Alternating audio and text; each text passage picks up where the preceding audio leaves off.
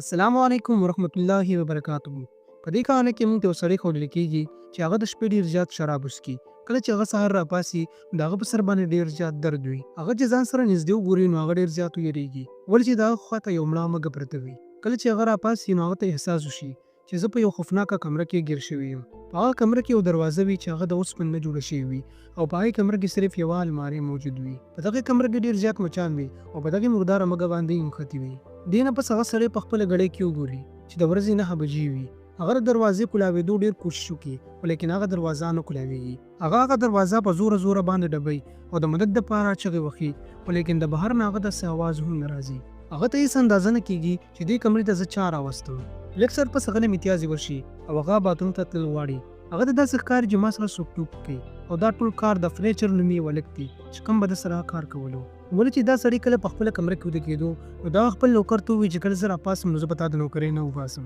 خو لیکن چې لږ ساعت ده په دې کمره کې تېر کړو نو هغه ته احساس وشو چې بهر د چا نوم او نشان هم نشته. دې نه پس هغه خپل موبایل د جیبه روباسي او فلیچر ته کال کوي خو لیکن هلته سګنل یې بیخي نه وي. نو د دې نه دته صفا پته ولګېده چې د بهر دنیا نه زما کانټیکټ مکمل ختم شوی دی. دې نه پس په دغه کمره کې چې کومه المارۍ پرته وي نو هغه د دغې المارۍ کولاوېدو ډېر کوشش وکړي خو لیکن هغه مکمل طور باندې بندوي.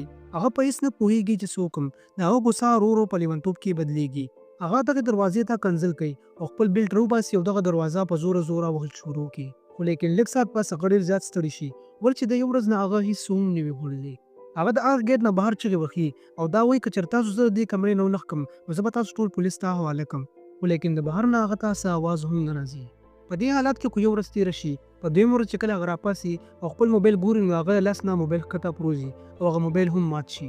دلته خو ده سره په دې کمره کې د خوراک څښاک څه شته نه او د ژوندي اوسېدو دپاره به هغه څه نه څه کول نو هغه خپل بوټ وباسي او په هغې بوټ کې تش متیازې وکړي هغه وڅکي.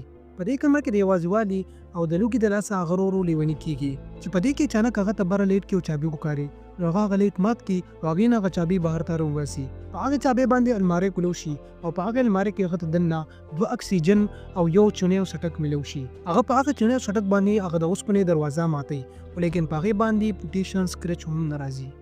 دې نه پس هغه ویلډینګ ماشین په ذریعه باندې هغه دروازه سوځي خو لیکن هغه له د دې چل نه ورځي. نو هغه بیا چونی او څټک راواخلي او دغه دروازه ماتول شروع کړي خو لیکن هغه دومره مضبوطه وي چې په هغې باندې پوټي اثر هم نه پروزي. د ډېرې زیاتې د لوګي او د تندې د وجې هغه په ډپریشن کې لاړ شي او هغه خپله غوسه په هغې المارۍ باندې وباسي. خو لیکن لږ ساعت پس د هغه غوسه سړه شي او واپس په خپل ځای باندې کښېني چې په دې کې دته په دیوال کې یو سوري ښکاره شي.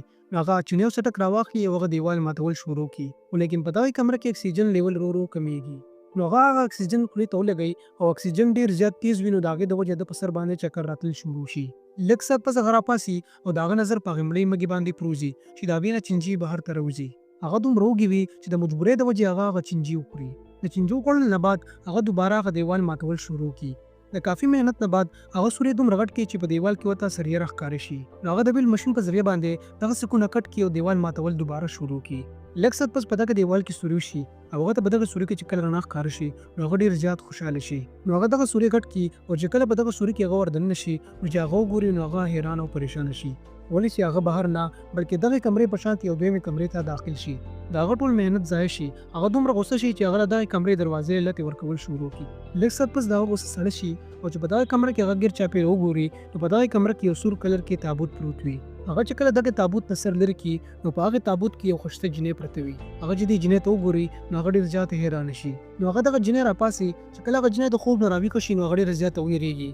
دې هغې سره خبرې کوي نو دې نه دې ته پته ولګي چې دې دواړه په یو بل په زبان باندې نه پوهېږي. نو هغه جینۍ د یارې د وجې هغه دویمې کمرې ته لاړ شي او په یو بوټ کې یې پټه شي. دې هغه جینۍ پوهېږي خو لیکن هغه جینۍ د په زبان باندې نه پوهېږي. هغه ډېر زیات ستړې وي نو هغه په دغه تابوت کې د شپې تېرولو فیصله وکړي.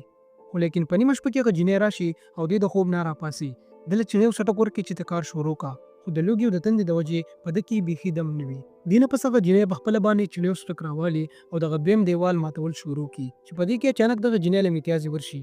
هغه چې څنګه دویمې کمرې ته ځي نو دغه هلک دغه جینۍ ودرېږي او دا جینۍ په اشارو باندې پوه کوي. در اصل کې د تېر شوي 3 ورځو داسې دې هلک اوبه نه وي څښلې او د دې جینۍ امتیازې د ده دپاره ډېرې زیاتې قیمتي وي. دا جینۍ خو پهله دې منې کړي خو لیکن د ډېر منتونو باوجود دا جینۍ د به بوټ کې امتیازې وکړي خو لیکن ډېر د تندې او د مرګ نه د بچ کېدو د وجې د دغه جینۍ امتیازې وڅکي.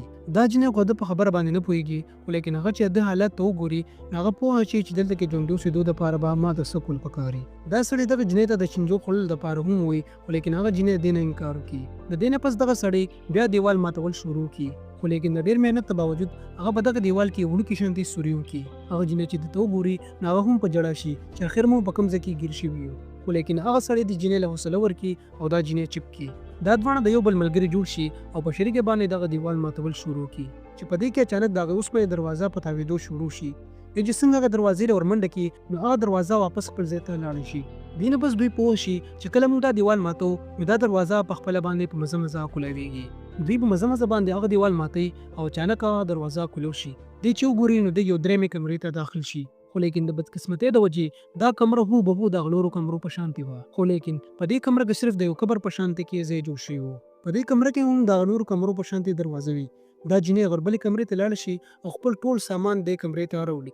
دوی د غربلې کمرې د دیوال په شانتې د دې کمرې دیوال ماتول شروع کړي چې کیدای شي دا دروازه هم کولو شي خو لیکن هغه دروازه نه کولوي. دې نه پس دوی ته د قبر راکنستو او بهر د سورنګ جوړولو نه علاوه بل څه لار نه ښکاري.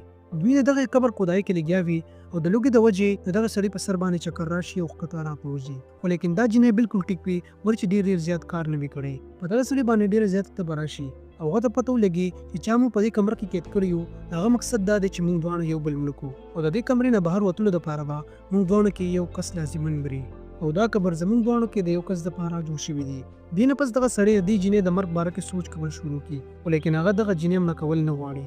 په دې کې دغه هلک په ژړا شي او هغه د ژوندو اوسېدو امید مکمل ختم شي. هغه په خپله به دغه قبر کې سملي او د مرګ انتظار کوي. دغه جنۍ ته د ډېر زیات ملتونه کوي چې پلیز ته د دې قبر نه راوځه خو لیکن هغه کې بیخي دم نه وي. دغه جنۍ ډېر اوچت کړي او بره په فرش باندې ویده کړي. دا جنۍ دلته کې ډېره زیاته تنګه شوې وي نو هغه دغه دروازې خواته ورشي او چغې وال شروع کړي خو لیکن د بهر نه هغوی ته الګ غوندې اواز هم نه راځي. دغه جنۍ هم ډېره زیاته ستړې شي او راشي او دغه هلک خواته ویده شي. دا سړی چې کله د خوب نه راویښ شي چې وګوري نو د هغې خواته هغه جنۍ ویده وي نو هغه په مزه مزه د هغې تابوت خواته لاړ شي او د هغې نه کپړه راواخلي او په دې جنۍ باندې د پاسه واچوي. د لوګي او د تندې د وجې دوباره بېهوشه شي. لږ ساعت پس دې دواړه د دغې دروازې د کولاوېدو اواز واوري. دغه دواړه راپاسي او د دغې دروازې طرف ته روان شي خو لیکن دغه هلک دومره بېدمه شوی وي چې هغه په خپله باندې نشي تللی. خو لیکن دغه جنۍ همت وکړي او دغه سړی په رښکو رښکو باندې د دروازې خواته بوځي. دا ځل دغه دروازه په خپله باندې کولو شي او یو ښایسته نظاره د سترګو وړاندې شي. د دغې دروازې نه د بهر دنیا نظاره څه د جنت نه کمه نه وي او ګیر چاپېره ښایسته بوټي مرغۍ وغیره موجود وي او دومره ښایسته نظاره دوی په خپل زندګۍ کې پیله کله هم نه وه لیدلې. دا دومره ښایسته نظاره چې دوی دواړه وګوري نو خوشحالۍ د وجې په خندا شي. ملګرو د دې کهانۍ نه موږ ته دا سبق ملو شو ساتئ پسې همیشه راته راځي. امید لرم چې دا ویډیو به ستاسو ډېره زیاته خوښه شوې وي. که ویډیو مو خوښ شوې وي د ویډیو لایک کړئ او زموږ چینل سره سبسکرایب کړئ. ملاویږو به په یو بله غشته ویډیو کې. د الله په امان.